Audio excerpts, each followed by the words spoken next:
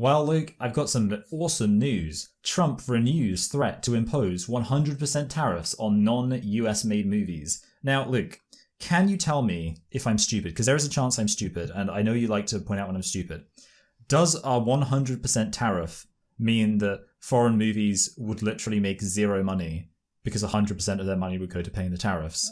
Or is this one of those situations where, it's a bit like it's a 100% relative? A tariff is a tax.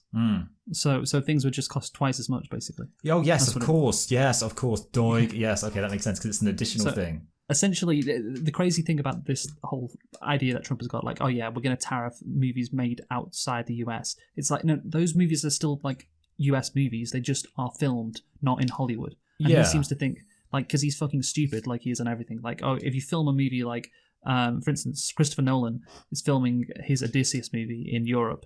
And he's like, oh, well, that's not an American-made movie. But, like, it's still being funded by Universal, which is an American and film Universal company. Make the money. Like, my assumption would be that the money doesn't go to the guy whose land the movie was filmed on. It goes to the production company. Now, again, that might just be me being stupid again, but that's my understanding. He doesn't know what he's talking about. You can't tariff like something like Odysseus, even though it was filmed outside the US, because it's a US movie. Universal are an American company, so it doesn't work. But basically, what he wants to do is he wants to I think essentially ban movies made outside, or make it very difficult for movies to be made outside the United States. But that's an entirely different thing to tariffs. But he's so stupid that he's like, oh yeah, tariffs. It's a beautiful word. Yeah, it's his answer to everything. You know what? I bet he wants to ban the movies that were made on Epstein Island and him touching kids. That's good.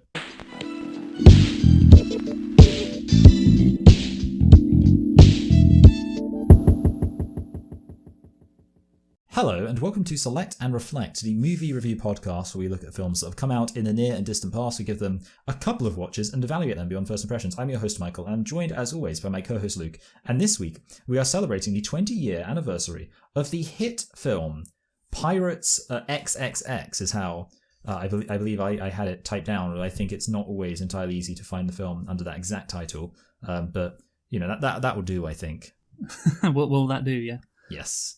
So, yeah, Luke, why don't you tell us a thing or two about Pirates XXX? Yeah, sure thing, Michael. So we have reviewed two other adult movies on this channel before. Can you recall them, Michael? I would say all the movies we review are for adults. Deep Throat and the Devil in Miss Jones? Is that yes. It? Okay. Yeah, I like how you're trying to remember, because you definitely haven't seen it 1,000 times. No, like absolute what? pervert. Gooner. Yeah, Gooner, there we go. The modern term for pervert. Actually, no, it's kind of a different thing, isn't it? Yeah. Anyway. Yeah. So, why are we doing this movie, Pirates? Why? Well, because initially, I think it's quite interesting. Like once a year when we do like an adult movie, and I was looking at what movies we could review after reviewing because The Devil and Miss Jones and Deep Throat were part of the golden age of porn, or whatever the fuck it's called, the golden age of porn movies, from 1969 to 1984. But this movie, well, not this movie, the sequel to this movie came up in my research, in my very detailed research, which is of course Pirates 2. I think it's called Stagnetti's Revenge. Ooh, I didn't know. Oh, yes. That actually sounds really fun. Yes. Yeah. Well, we'll get into that. But yeah, that came out in 2008. But this, of course, is the original Pirates, what started the whole thing. And that movie, Pirates 2, I think is the most expensive porn movie ever made. But of course, this one isn't. It's not as famous as Pirates 2, I imagine. Again, or it's not as it didn't sell as many copies. Again, I'd imagine. But obviously, this is the first one. This is what started it all. And it was successful. Did sell a lot of copies. Did cost quite a fair bit. And yeah, so I thought, yeah, let's do this movie. And I think it serves as a nice contrast as well. This adult movie, because the other two that we did were again part of the Deep Throat and The Devil and Miss Jones were porno chic movies, as they were called, if you remember. What do you remember what that referred to? No, not really. I mean, it doesn't I feel like I don't even know what chic means. It's like something to do with fashion, but I don't even know what it means. Yeah, well, they were fashionable porn movies. Essentially, they were movies that film critics actually watched and gave reviews on. They because they were meant to be more artistic. even though I think when we went through Deep Throat, we were like, that it's definitely not artistic at all. To say this is like, oh, this is porno chic, oh, this is interesting, it's a fucking joke. The Devil and Miss Jones was closer to that, but it was still quite bad. But yeah, Pirates, of course, is completely different. There's no like porno chic. There's no reviews from Roger Ebert about this movie like there was for Deep Throat and The Devil and Miss Jones. So yeah, it's obviously a more modern porno movie, which is not trying to be artistic, but still, of course, is meant to have a plot. It's meant to you're meant to be able to enjoy it both as a porn movie and also as a just as a movie on its own. You're meant to like the plot somewhat, and we'll get into how much Pirates succeeds at doing that. But yeah, so that's why we're reviewing it basically.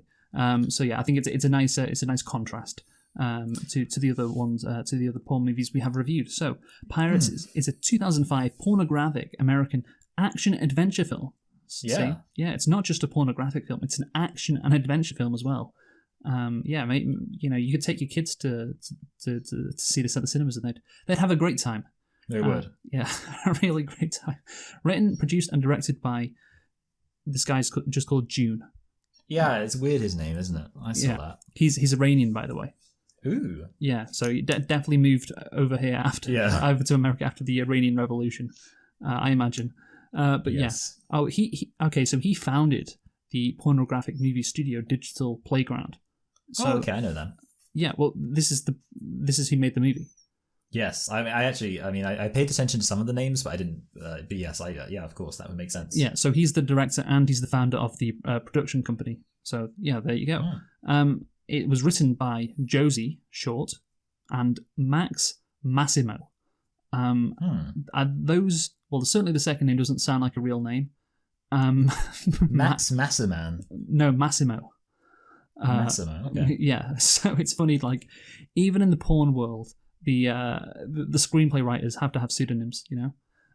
So it was produced by June and Samantha Lewis, and it stars Jessie Jane, Carmen Lavana, Janine, Tegan Presley, Devon, Genevieve Jolie, and Evan Stone. It's interesting. Some of them have hyperlinks, so they have Wikipedia pages. Others don't. So it was released on September 26th, 2005. So yeah, we're a few weeks away from its 20-year anniversary. And of course, that's another reason why we're doing this movie. It's 20-year anniversary, And yeah, Michael, can you guess what the budget was for Pirates? Well, you said its sequel was the most expensive porn movie ever made. Yeah. I don't know how much money. Well, I mean, the thing is, I can't remember what it was for the other ones, and I also am now realizing I have no idea how much these kind of movies cost. Okay, so there's like a lot. Okay, I can tell you what the other ones cost. Okay. So what was it? The Devil and Miss Jones, I think, was like 100,000. Okay. So there you go. I'd say because Deep Throat was like 50,000. So yeah, but the Devil and Miss Jones, my memory is that was way less than this in terms of everything. Like this is more significant, and there was and there's inflation. I'm gonna say like 3 million. Oh wow. Okay. You have gone quite a bit higher. Because it's only 1 million. But honestly, I don't think it's that bad a guess.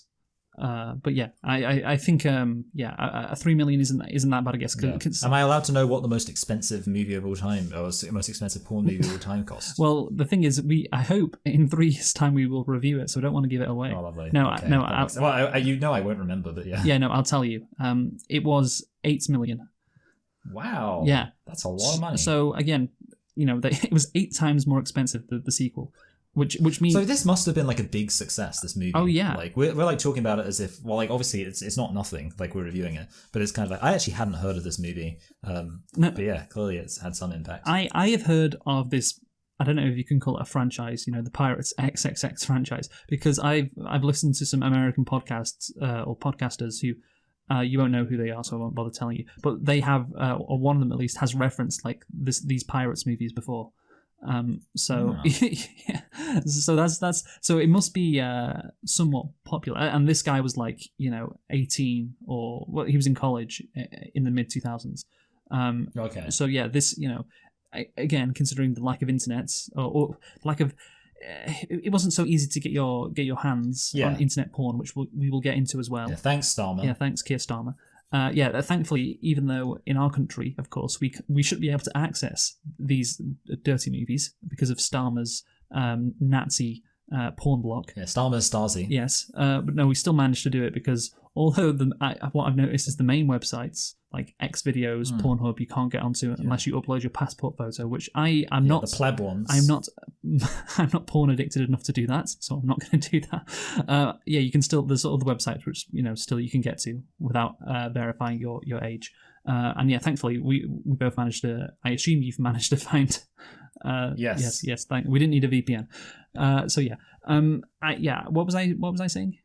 You were talking about how this movie was pretty successful because, like, this guy of a certain age was totally aware of it. And I think the point you were getting at is because this was at a time during the DVD era. Yes. Where, like, you couldn't just stream movies. And if, like, I feel like, because obviously the internet back in the day, people talk about it being really slow, even in terms of, like, loading up pictures. So I would imagine that streaming video in 2005, was that, like, just when YouTube was starting? Yeah. I feel like it was very, very... Yeah. In its infancy. Yeah, exactly. Like all of this, like internet pornography was, well, in terms of like videos, certainly, it was in its infancy. I mean, I think getting a DVD was a much easier way to, just watch like porn on video. And well, we'll get in because that is interesting. We'll get into all that. Like this period in the 2000s was really the last golden age, shall we say? Or I would agree. Yeah. Of porn movies, because after that, again, because of internet, basically the internet got a lot better. People could just watch porn movies basically for free. It was not even like movies; they could just watch like porn. I don't know what you call them, like episodes, for free. Yeah, sketches. Sketches, yeah. Instead of like full-on movies. This thing kind of died, but we'll get to that. So that's why it is an interesting movie historically as well. We're not just reviewing it because of the fact that it's it's a porn movie and that's funny. No, it's interesting to look at it from, as we said before in Deep Throat, an academic perspective. Yeah, anthropological. Yeah, exactly. So I will ask you, Michael, did you like Pirates? I think this was significantly more entertaining, if my memory serves me correctly, than those shitty 70s movies. It's not... Sorry, like, there were moments can I just say, in by those shitty 70 movies, you mean like The Godfather, for instance? Oh, yeah, exactly, yes. Yeah, that was just like so amateur. But yeah, I mean, there were some moments which I was like, oh, wow, that's like fun. And I think, like, ultimately, let's be clear, this isn't actually a good movie. By the standards of being a movie, this is not a good movie. But I actually did enjoy it because I was just like, wow, I can't believe this is a porno, but it literally has so much more of a plot than I was expecting. Having said that, I wish it had more of a plot. Like, I wish I wish there was like some deep Pirates lore, and I hope they explore that in the sequel. But yeah, I mean, so it's whenever you ask me about these movies, it's always that complicated situation where it's like, obviously, I didn't think it was a good movie, but did I enjoy it? Yeah, I was like, wow, fun. And I'm not honestly sure what I'm going to end up rating. I haven't decided yet what my rating will be. Did you think, wow, fun when you were watching the lesbian scenes? I think I found those more fun. In fact, I kind of realized something. It's funny you mentioned that. So what we do, I believe, is typically skip through, the, let's call it physical intimacy, if you'll pardon my vulgar expression, just because it's not really germane to the enjoyment of the film overall. But I think I actually realized that, like, I wasn't skipping the lesbian stuff. I was just like, so like whenever like some dude came in and started wagging his dick around, I was like, well, I'm not horny enough to stare at a dude's dick because I'm not gay. But when it was just two chicks lezzing off, I was like, yeah, this is fine. I can just sit here and like. And I realized that about myself as I was watching the movie. Yeah, okay, sit here and just what? Well, I was just staring. I was ogling. Staring. Yeah, okay, fine. No, yeah, so I wasn't jerking off. Well, it depends. So I'm like so angry. Was your wife aware you were watching this?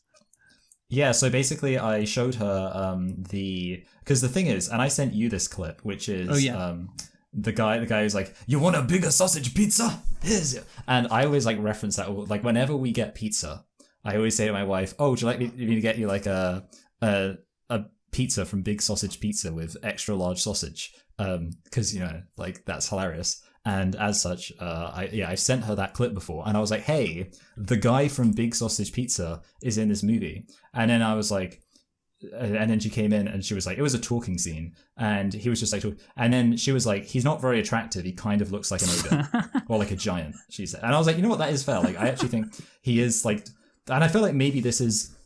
I believe that porn has become more womanly in the streaming womanly. era. I feel like back in the 2000s, it was entirely for dudes, so all of the male porn stars could be ugly. Whereas nowadays, you know, it's become a little bit more inclusive, is my working theory. Because women, they aren't such degenerates that they would like, you know, go and like rent a DVD. But I think some of them, not all of them, but some of them are sufficiently degenerate that they will actually like see, you know, something like a GIF on Tumblr or something. I'll be like, oh, I'll look at that. Okay. And that was the beginning of the end. Yeah. So the guy you're referring to, by the way, is called Evan Stone. I mean, that's his, you know, that's his porn name. He wasn't christened that. I don't like his skin is really bad, which is his issue. Like, he's got. Yeah, he looks a bit rock. He's got really bad skin. Again, I don't know why, but there you go. And the makeup department needs to do a better job. Maybe they fix that for the sequel. You know, did I like this movie? Well, because here's the thing: it's not as artistic, shall we say, as The Devil and Miss Jones. And again, Deep Throat, again, the idea that it's porno chic or just, you know, artistic is a fucking joke. So obviously it's better than that. But yeah, I think this movie is better than The Devil and Miss Jones, because again, it's just like, it's more fun.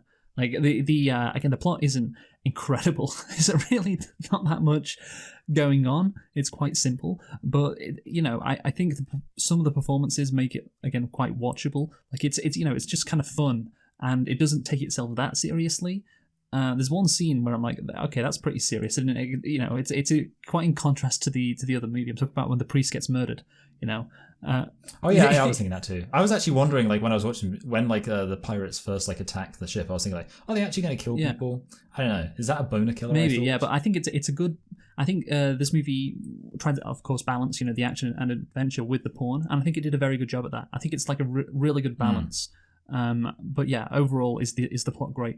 No. So again, like you said, it's still a bad movie overall. But yeah, it's not awful, and it's more entertaining than The Devil and Miss Jones, because yeah, it does try to keep you entertained, and it kind of succeeds at that. You know, in between the fucking. So you know, I can give it a thumbs up for that. In terms of like, again, what you imagine this kind of movie would be like. It's about as good as you can imagine it would be. You know, within the parameters of like porn movies. So yeah, I think you have to say well done on that. So let's get into the movie. Do you have any nitpicks, Michael? It's basically just the fact that obviously there's a character in this movie, or an actress, a performer, if you will, called Devon, and also there's someone who had the name like ended in like Saint Croix or something like that. It was like they definitely had like the word Saint in their name. He's called Stephen Saint Croix, or yeah, it's French apparently. Yeah, okay. So basically, when I was kind of like sort of half paying attention to the credits at first, I saw both those names and I was like, oh, this is like a map, and it's like some people going from Devon, which is of course a very piratey place because, you know, they have that accent, to the mystical pirate island of Saint Croix, and then I discovered that actually, yeah, it's the names of the people, and I was like, that's funny. You'd have like a pirate movie and one of the, you know, people would be called Devon. that is a lit pick. Absolutely. Yeah. Devon. Which is a very weird name. Not even a surname, just Devon. Okay, sure. Anyway, we shall now get into the plot, Michael. Plot. That's why I said I know it.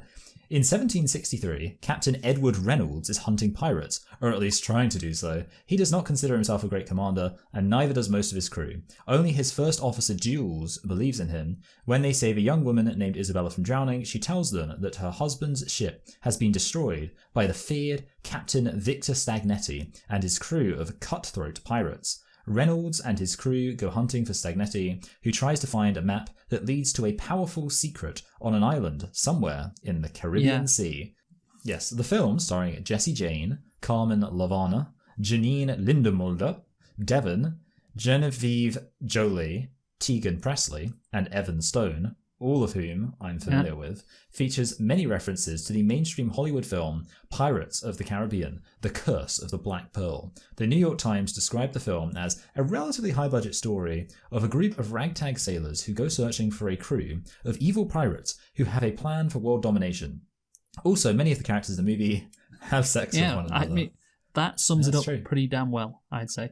But again, I like how the New York Times, well, they didn't review the movie. I think where I got that from was the New York Times went to the 2006 AVN Awards, which we will get into in a bit, because this movie did very well. So yeah, it was just describing the plot of Pirates. But it's a relatively high budget, porno, and the plot is quite simple, and it is, it does follow some of the plot elements from Pirates of the Caribbean, the first movie, of course, The Curse of the Black Pearl. You can definitely see that in some instances, which is probably why they decided Digital Playground, why they decided to make this movie in the first place, because that was really successful, the Pirates of the Caribbean movie. Yeah. And they were like, would make a great porno. And you know what? They were right. They knew what they were doing. But again, it's very different to The Devil in Miss Jones. This is it's not a parody of Pirates of the Caribbean. I won't go that far. It's got its own story. It's a reimagining. They've been inspired by it somewhat. But again, it's just so different from all the porno chic stuff that we have reviewed. An action adventure movie. It's quite simple, and it succeeds on that because that is easier to do. And again, people have sex with each other at various points. But do you agree? I know, I would absolutely agree. Yeah, it's better to just know what you are and stick with it, have a bit of fun, rather than trying to go all poncy with it. I think at the end of the day, for me, I feel that vibe works better. It also works better with the people not being very good actors. Yes, and a bit of action, especially. I mean, if you're gonna have some people fight each other, essentially, you think about a movie like Resident Evil. That could be a porno, and you wouldn't have to change anything about it. You would just have to add in scenes of people having sex. And there's a few movies like that I can think of. But the one thing they have in common is that they're all low budget kind of action adventure movies. I agree. Yeah, again, like I said before, this movie is relatively, it's quite. I say it's quite simple. Of course, it's quite high budget, but in terms of its goals, I think it was realistic in what it wanted to do. It managed to succeed in that, and you can see that by the fact they had 8 times the amount of money to spend on the sequel. So this, again, it must have been very successful. We can only assume that. Yeah. No, exactly. Yeah. And I mean, I actually saw something recently, by the way. We'll get into the awards kind of relevant to this. So, best video feature, best DVD, best director, best actress. Oh, I see. So best director, and it clarifies video. Yeah. Best actress, again, so it will be video in all the case when I clarify. To Janine Lindemulder got the best actress. Best high definition production. Best all girl sex scene. And that's for Janine Lindemulder and Jessie Jane. Best special effects. Best actor, and that's Evan Stone. Best music. Best supporting actor, Tommy Gunn. That's a fun name. And best online marketing campaign. Okay, so we're using the internet to get people to order it. No, I want to tell you the thing which I saw. I recently saw on 4chan. Of course. Probably a while ago, but I saw someone saying they were basically asking for clips from what they specified was the DVD era of porn, and they were like, oh man, I just love the DVD era of porn. And I was like, I never really thought of that as a thing, but now having seen this, I'm like, oh, I get it. It's this DVD era where there was still a sense of you can actually invest with the knowledge that a good number of people aren't just going to be able to access the movie online and mean that you don't really make any money. And I was like, maybe there is something kind of beautiful and nostalgic about that. And so I'm glad this movie won so many awards, but I think it won the biggest award of all, which is kind of just reinvigorating this old heart for an ancient bygone era. I think. This was, again, a great era. It wasn't the golden age of porn is supposedly between 69 and 84. This era is, crucially, as we will get into, you had HD cameras, which I think that's what allowed these kind of movies to be successful, because obviously, porn movies, were ubiquitous, for the previous 30 years. But with HD cameras and, of course, as you said, DVDs, Now the quality was very high, so that meant people were willing to pay more, and that meant, of course, you can invest money into these kind of movies. That of course kind of died after I want to say like 2010 when we did the Guna v Guna quiz. Do you remember? One of the questions was which happened. Which was most recently happened? It was Arsenal's invincible season or the creation of Brazzers. And of course, I think everyone should be aware of Brazzers, who was a male. Yes. But yeah, of course, it probably only got popular, like 5 years down the line, and that was when, you could just watch like porn videos in HD, which, was a big deal, probably around 2010, and your computer wouldn't explode. Like studios like Digital Playground were probably like, oh shit, yeah, like we can't really compete with that, just in the same way that the golden age of porn died because, you were going to, obviously, these porno cinemas to watch like The Devil and Miss Jones or Behind the Green Door, that's another one. But you again, there was no point in doing that when, obviously, in the early 1980s, video cameras. You can just film really cheap porn movies, and this whole industry of you go to the cinema to watch this, well-crafted porn movie. That suddenly was over. You didn't. Of course, that was explained in Boogie Nights. That phenomenon, and I think the same can be seen here. Like Pirates and the sequel to this, Pirates 2. It just wasn't possible anymore after the internet. Interestingly, the same thing I think may be happening to like the porn. I guess you'd call them like, I don't know, internet porn studios with like Brazzers, for instance, because of OnlyFans. Like you can go straight to the source. You don't even need like a studio anymore. Like before, it was like porn stars were in movies. Now they're in like these 30-minute like sketches or whatever that are on Brazzers or Pornhub, and now you don't even need that. They're all on OnlyFans. Yeah, I guess it's getting... I mean, to be honest, it's the way of all things. This is what I said before. Everyone complains about, like, porn. They say porn is corrupting the youths, if you can imagine such a thing. But, like, personally, I do feel like, if anything, only insofar as everything about, like, the modern internet is corrupting the youths. Like, it's a real shame that nowadays these kids, they can't sit down, pour themselves a nice glass of wine and enjoy...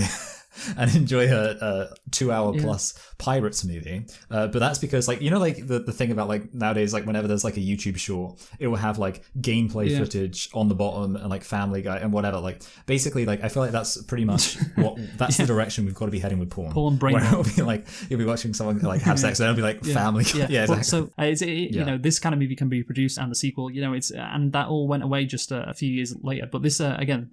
The New York Times wrote an article in the 2006 AVN Awards, like I said, and I want you to read an extract from that article, again, which documents this snapshot in history. The 23rd AVN Awards presentation here was a campy mix of Hollywood cliché and X-rated clips watched with 3,000 of your closest friends and industry insiders. The acceptance speeches tended to be brief, befitting a film industry with little emphasis on dialogue. The sex film industry shows signs of gaining some mainstream acceptance, spurred in part by its leading diva and business success Jenna Jameson, and it is reporting record sales. According to AVN Publications, which organises the awards, it generated $4.3 billion in sales and rentals last year. There's no way... the porn industry is pulling in $4.3 billion anymore, because again, you can just go on basically and still, in America you can still go on Pornhub and get like tons of porn for free, and that has been the case now for like 10 to 15 years, and even again like the whole concept of like these big feature films that will have died. That's completely died out. I mean, again, I can't imagine. Can you imagine like a porn movie costing $1 million nowadays? I mean, I don't think there's any being released. So it's interesting to see the New York Times say, it's in rude health, the porn industry. But again, the internet, tech development just around the corner. Talk about the production here, Michael. Yes. Producer Samantha Lewis, woke, progressive, stated in an interview that Pirates was the most expensive pornographic film made to date. The production featured over 300 special effects shots. It also included an original music score, later released on a separate soundtrack CD. Oh wow, wait, you're just going to go buy the Pirates I'll tell you XXX what's on my soundtrack Spotify on playlist. CD. You know those memes back in the day were like, when you get past the aux chord, guess guess what I'm putting on? Oh yes, that's the, it. Yeah. the Pirates XXS soundtrack CD. But yeah, read this out next. This is a fun story. Several scenes were shot on board Bounty 2, a replica of HMS Bounty in Florida. The owners of the ship were not aware of the true nature of the film, as they were advised that the film being made was a Disney-type pirate film for families, a mistaken notion that would continue in video stores after its release. Oh, that's fun. Yeah, I was going to say, this is the last time anyone was ever misled by the porn industry. But yeah, basically, I was thinking that, because obviously you have, what's it called? Asylum, who famously make... Oh, what was the term, like, when you make like blockbusters, is it? I don't know, whatever. But yeah, basically make films that are designed entirely to trick people into accidentally buying them. Yeah, unfortunately, I couldn't find the article on the Bounty 2, being used to film this movie and the owners not knowing. But it is on Wikipedia, so I assume it's true. But anyway, so let's go on to another thing I found on the Wikipedia page, which is a review from a guy called Roger. Yeah, he had I believe a porno review website called Roger's Reviews. And gave an overall rating of A+, along with other ratings such as female looks A, male looks A, picture quality A, extras A, plot/acting A, sex A. Well, I guess I don't know if I think that's a bit. Look, you can't be doing everything. Is kind of my attitude. But again, this was like one of the best porn movies ever made, apparently. You know, it did very well at the AVN Awards. You know, Rod Reviews, he loved it. As you can see, he gave a more detailed, review. Yes. To date, Pirates is the best adult feature I've seen in 2005, and I expect it to earn a bundle of awards at year's end. It is a complete effort with a solid script, better than average acting, computer graphics, comedy, one of the best looking casts ever, and if you can believe this, hot sex scenes. Such a complete effort is rare in adult movies today. Yeah, it's rare. So okay, so I just want you to know. I just told you to read that because I wanted you to know who Rod Reviews is. So basically, right, Michael, when we review movies, of course, I send you like the Wikipedia plot and just edit it a bit, and then you read it out, and then we get on to talking about whatever happened in that scene, or that scene brings up a larger point that we want to talk about in the movie. I couldn't do that with Pirates because, of course, there is no Wikipedia plot summary that is significant at all. So instead, thankfully, I found this review from Rod Reviews, and basically he does what Wikipedia usually do, and he's basically gone through the movie scene by scene and basically given his thoughts on what happens in a particular scene, often, of course, sex scenes. So yeah, that's what you're going to be reading out. This is the script from a review from Rod Reviews. So yeah, that is why I didn't want you to read ahead, because it might spoil it. But yeah, thankfully he wrote a review of this movie, so that's what we're going to use. So you'll find out a lot about Rog. They share a little stiff dialogue, but can hardly keep their hands off of each other. He slides between her legs and starts licking her beautiful pussy. No. You got to read this like normal, like you normally would. He slides between her legs and starts licking her beautiful pussy. For a girl who is supposed to be getting her first taste of cock, Carmen certainly seems to know her way around a throbbing shaft. There is no slow motion footage to kill the heat, but the action is cut a bit short here. He slides into a condom and then right up her sweet little hole. They go at it in spoon for a little while before he leaves his seed all over her belly. That's that. That's yeah. So are you a fan of the way Rog reviews his? I think he says what we were thinking. Or this movie in particular. Yeah. Do you like his style? He's very descriptive, which I appreciate. Yeah. Yeah. Okay. So yeah, we're going to talk about what happens in this opening scene. This guy is not a good actor. What's he called? Chris Slater. He is not good.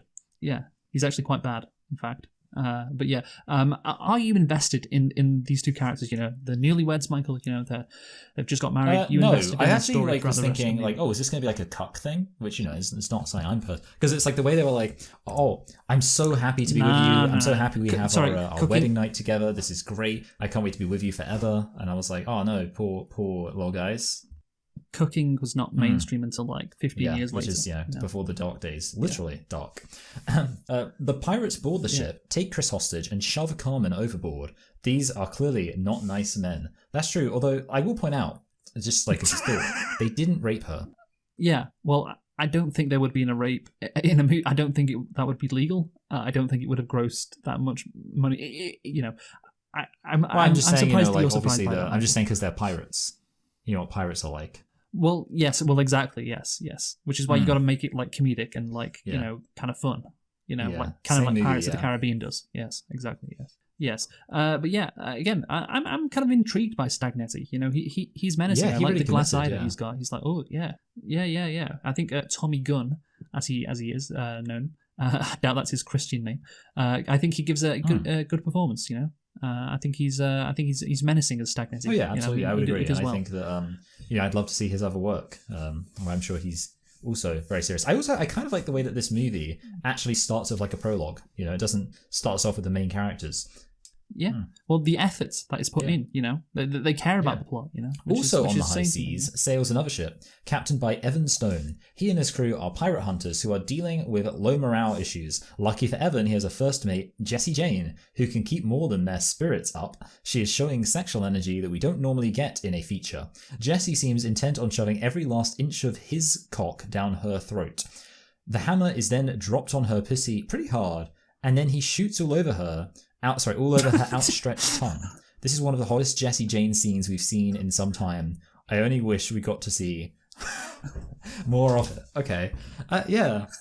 I mean, I guess. I did think it was funny because obviously he has that line. Yeah. And there's like the line about, like, Do you- then this is kind of, they do a little comedy thing where like, Evan's character is supposed to be kind of like a bit of a Puritan, and he's like thinking that she must be keeping their spirits up with like by reading the Bible with them and stuff, and he's saying how like he hears them shouting, "Oh God," and thinks they must be praising the aforementioned. Yeah. I like that as well. That's funny. I love when it cuts to her, as Rod Reviews so eloquently put it. When she the male actor is shooting all over her outstretched tongue, and then it cuts to the captain again, and he's smiling. Yeah, that's some good editing right there. But yeah, what a great first mate Jessie Jane is. She's a real team player. You know, you need people like that in your crew. You know, to take a load. Yes, every now exactly. and again, to take a load off. You know, and just in general take a load. Yeah.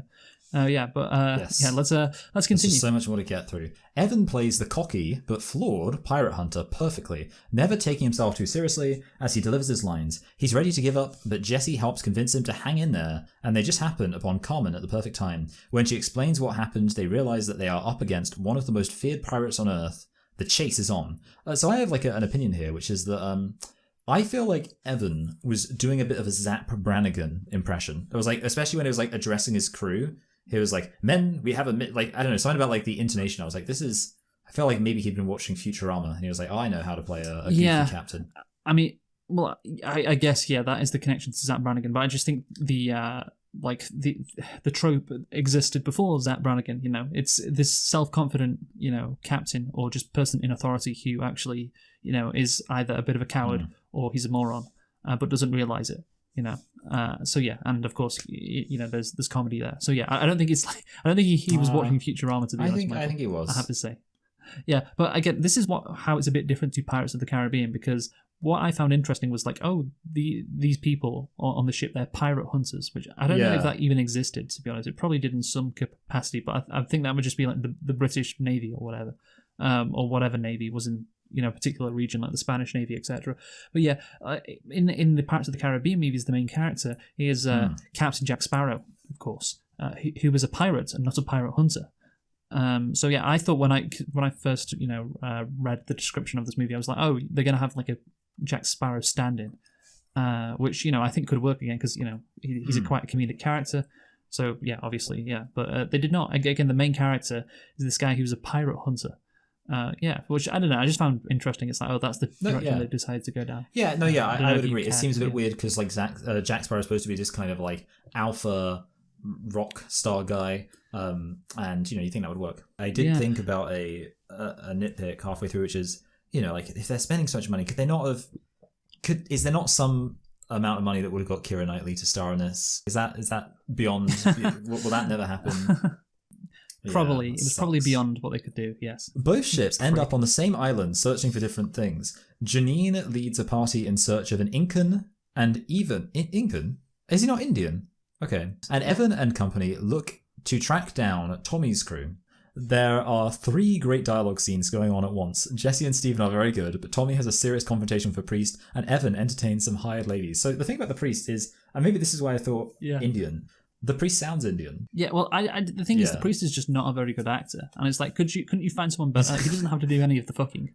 Yeah. That would have been a real twist if he did. So yeah, no, the thing is in this movie, as Roger points out, there are 3 great dialogue scenes going on at once, which I just, yeah, great. But yeah, I forget I'm kind of watching a porn movie at this stage because it's been a while since we've had a sex scene, and I was like, yeah, you got 3 separate conversations with the 3 of the main characters, and yeah, it's like, oh, okay, but then we do get quite a lot of fucking right after. Thank Christ. But yeah, no, I don't think again these are bad scenes. They're done rather competently.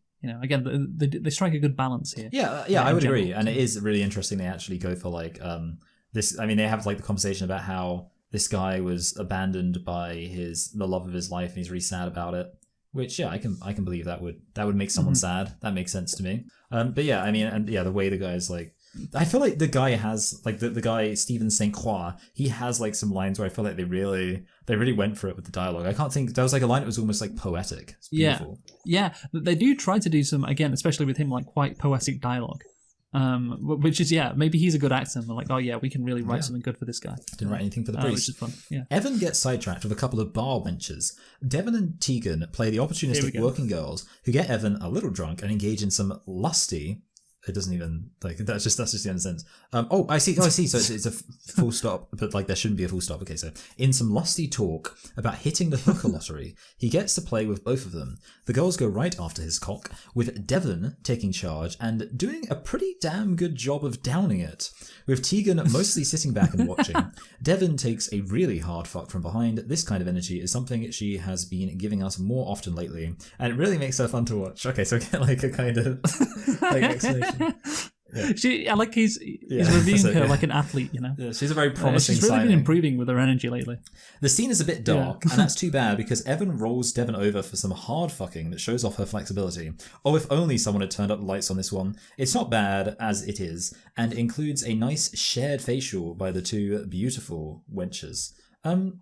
Yeah, I like the term wenches. Yeah, like Roger just has such a great way with words. It's like a Truman Capote, The similarities are remarkable, to be honest. But yeah, I can, you sometimes you watch porn movies and you're like, would this sex scene happen? Does it seem quite arbitrary? Again, there's no real point because, that's the point of the movie, of these movies are, the sex scene. So it's like, whatever logic you can get to the sex scenes, it doesn't matter. But yeah, obviously this is the most logical thing, right? You have 2 prostitutes who want to have sex with them. He does not know. Well, bless them. But they're just in it for the love of the game.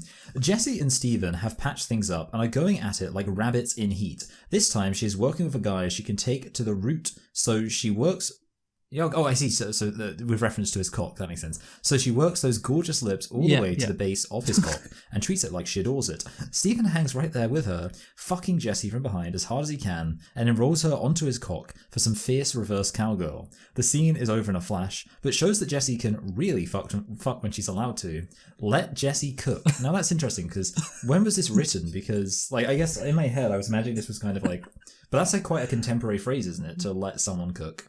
No. Sorry. No, I added that. I added let Jessie cook because I just found it so funny because I'm reading this. Of course, he's like, oh yeah, he's like, oh yeah, when you give Jessie some freedom, she can really show her talents, And so so I was like, yeah, let Jessie cook, and she cooks. This is why she became a star. This is I don't know how many of these porn stars you've heard of, but I know who Jessie Jane is. I think you can see again as Rog details. This is why she was at the top of the game. She was the A-lister.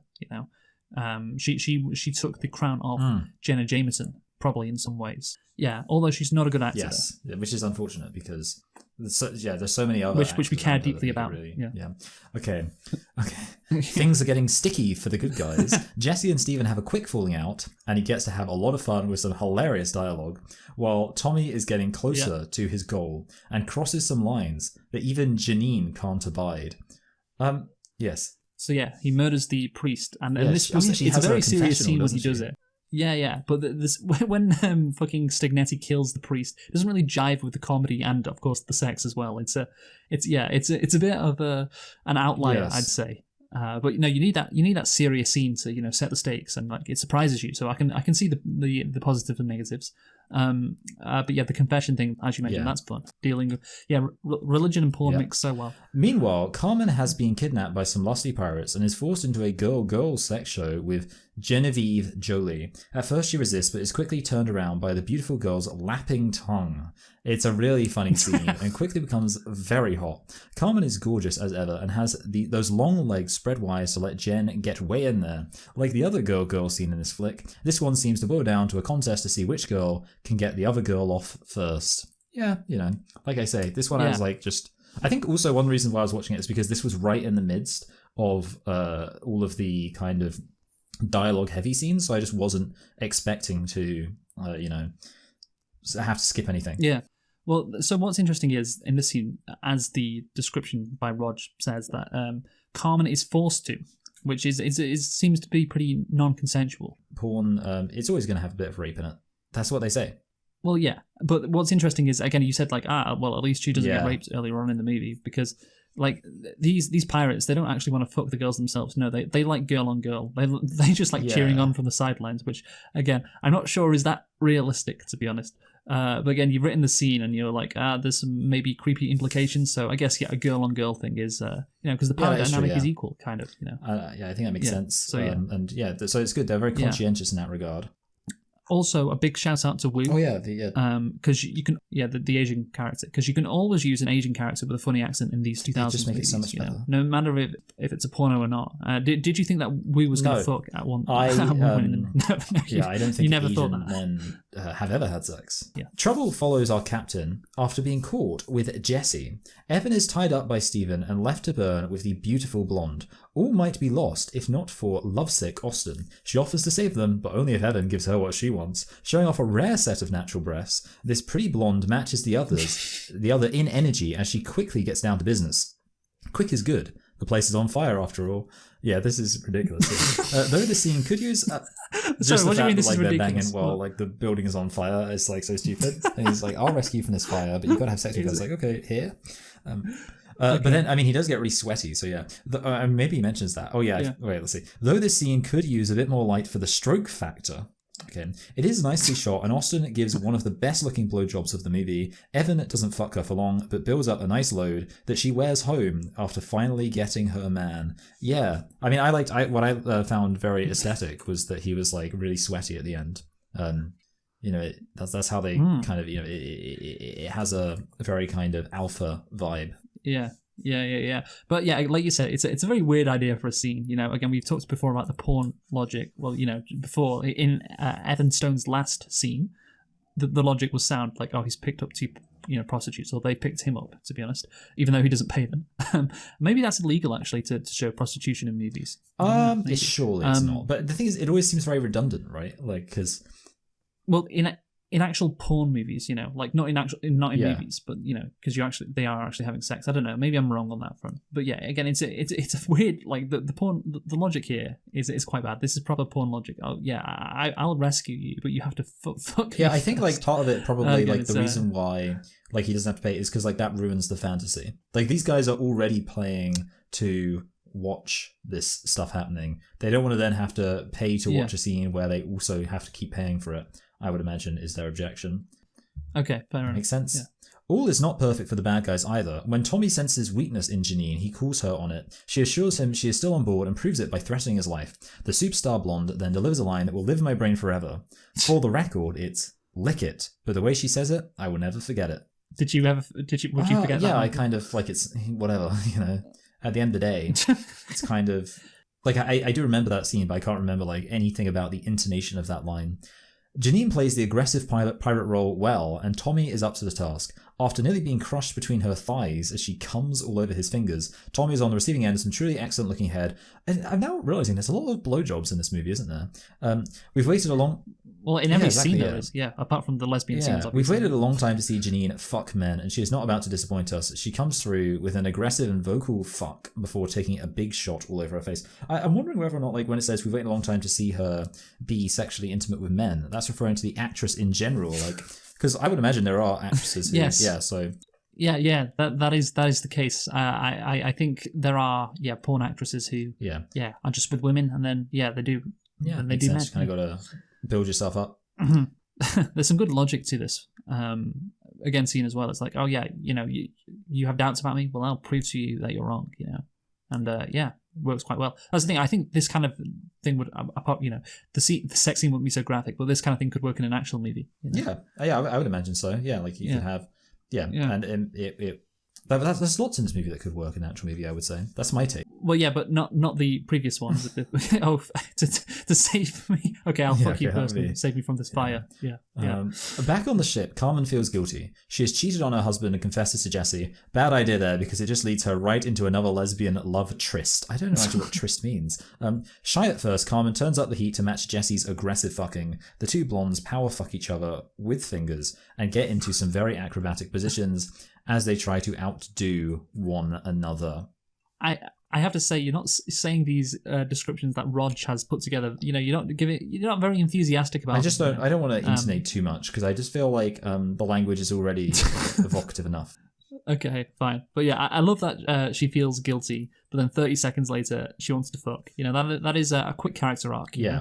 I also, I do enjoy like the whole thing about her being like, oh man, I've cheated on my husband. I'm a lesbian, and everyone knows that like obviously doesn't count. We all know that. Yeah. Obviously, yes. Yeah. Our story comes to a head. There's been a lot of coming to head, hasn't there? I would just say that it is nice to see a plotted adult movie actually follow through on early promises of a decent story.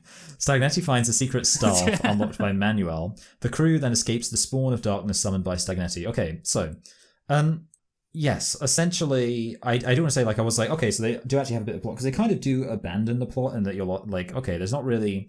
Like, there's not a clear MacGuffin. It's basically just characters talking. Like, it's all kind of like the plot really gets replaced with character drama. Let's put it that way. And I was thinking, I would expect maybe a bit more of like maybe a bit more traveling.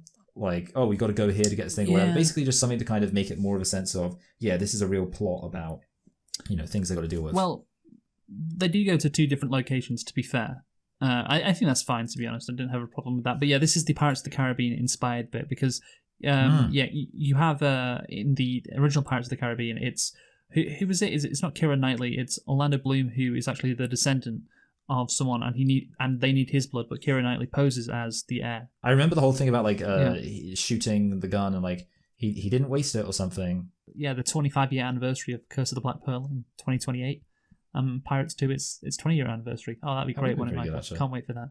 Yeah. So because you have like the Curse of Cortez or whatever, and here you don't have a curse that Stagnetti is trying to rid himself of, but it's the same. Like they need his blood or the heir of whoever, and that's why they captured this random guy who's called Manuel, by the way, not Manuel. Oh yeah, so Manuel. Yeah, okay, that makes sense. Yeah.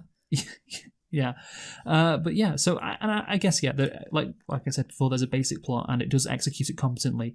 But contrary to what Roger says, it is plotted, and it's not a decent story. He calls it a decent story. Yeah, I mean it's decent for a porn movie. It's not decent in general, and I think this is the kind just. What happens in this movie in terms of the plot is why these movies were always destined to fail, because it's not engaging or interesting. Like it's just a discount Pirates of the Caribbean plot. And again, you could say, well, why are you talking about it so seriously? Of course, it's not going to be good. But that's the point. Like it's not good. Again, it's just like a reheated Pirates of the Caribbean. It would be interesting if it was good. Like they could have. Yeah. Like they definitely could have done more. Yeah. But again, because it's a reheated Pirates of the Caribbean.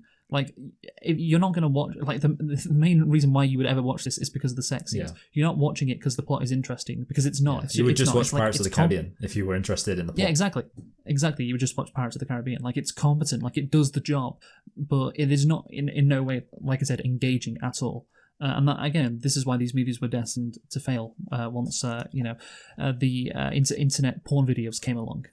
Because it's just not good enough for you to spend. I don't know how much this would be, like $15 or whatever on this kind of DVD. It's just not good enough for that. And they make Keira Knightley deepfakes now, probably. Which is illegal. I believe those are illegal. Yeah, but they do. But again, that wasn't the case 15 years ago. Yeah. I guess you got like shitty Photoshop. Yeah, just like they just have someone wearing a Keira Knightley mask. Right.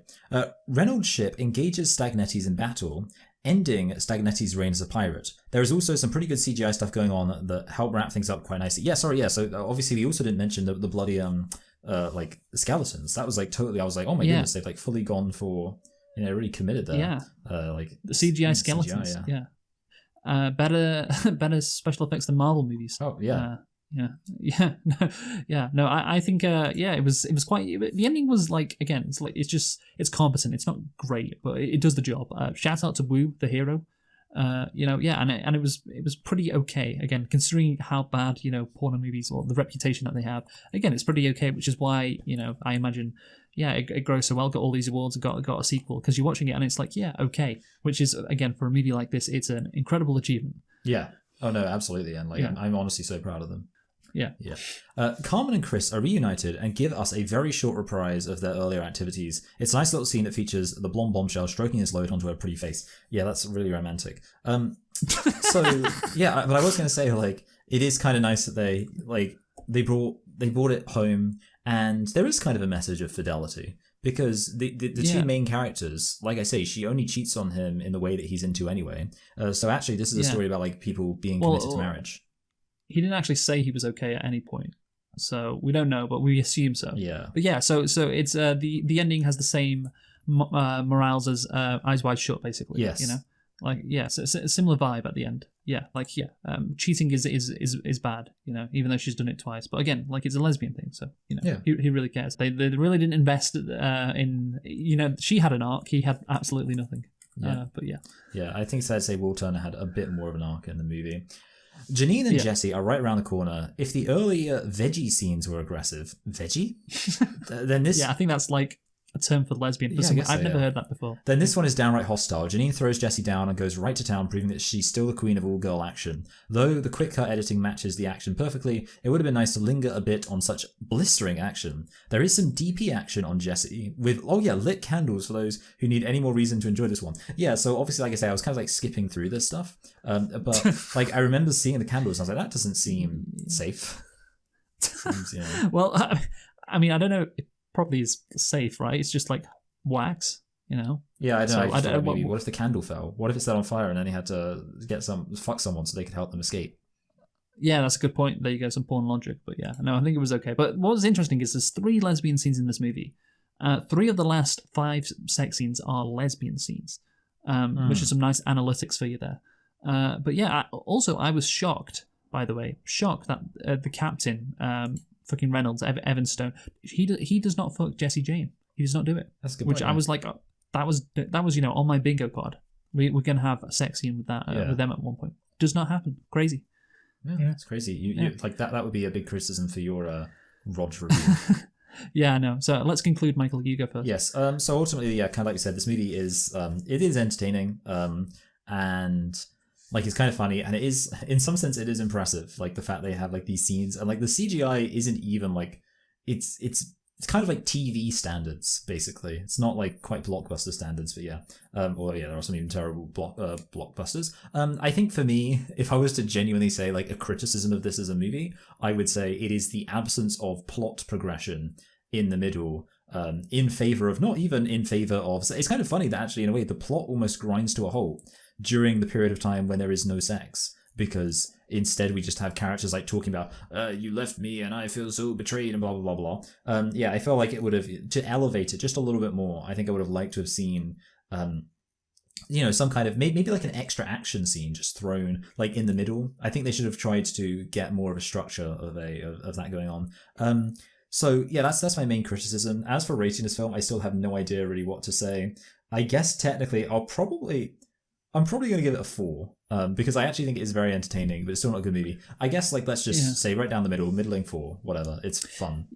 Yeah. No, I think again it's fun. Like I said, in terms of the parameters of what they were trying to achieve. We want obviously a bunch of sex scenes in this porn movie, of course, but we want it to be relatively fun, relatively entertaining with some action, and none of this was great, and we want kind of just a thin plot, but a plot which works, a plot that makes sense. And again, a criticism that you threw out was, there's no real plot development in the middle of the movie, but that's kind of to be expected, honestly, because you just want to shove a bunch of sex scenes in there. It's hard to, again, it's hard to make a good or an interesting plot with that stipulation. Yeah, we've got to have like 3 sex scenes here, so you can't do that. You can't do a Christopher Nolan, The Prestige kind of thing. No, it's not possible. Sorry. Yeah, yeah. But that's the thing. Like, I'm gonna give it a 5 out of 10 because when I think about it's better than The Devil in Miss Jones, which I think I give a 4 out of 10.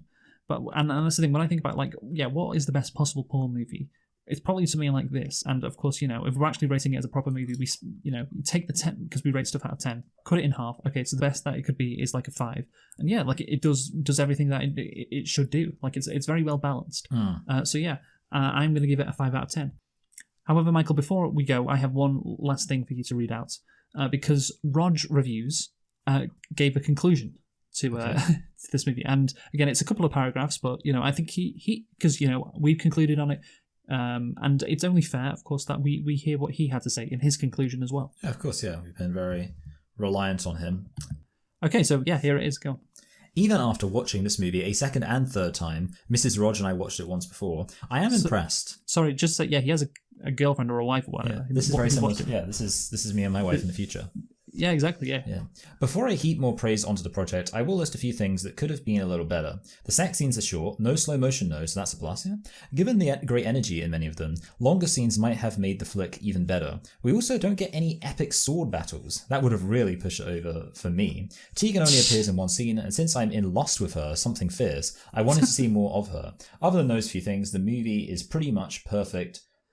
Pirates is a rare creature in adult entertainment. It is a movie that works for couples without being boring. It is a well-shot movie with a solid script and really hot sex. I love the fact that the movie is thoughtful without taking itself too seriously. The comedy works to balance things out, and it helps hide any less than stellar acting performances, and the sex scenes are nicely distributed. Few things bug me more than a story-driven porn that gives us 30 minutes of dialogue at one end and 6 crammed-in sex scenes at the other. There are so many things. Issue there. That is. There are so many things about it that are worthy of awards. In particular, Jessie fucks with more energy than ever, and I'm growing fonder of her with each passing stroke. Pirates is a must-see, and will go down as one of the most complete adult movies of this decade. I mean, to be fair, probably accurate. Yeah, no, it was accurate. Again, he's a bit too enthusiastic about porn movies. Again, I love how one of his critiques is the sex scenes, which we haven't really touched upon because Roger's kind of done it for us.